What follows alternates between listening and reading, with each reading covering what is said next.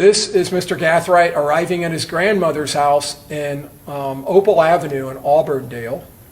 You're going to see him walk in. You see the Chevy Impala, the assault car, sitting in the driveway. Law enforcement go there later. They get this video of Mr. Gathright switching cars. You're going to see him wiping down the Impala before he leaves.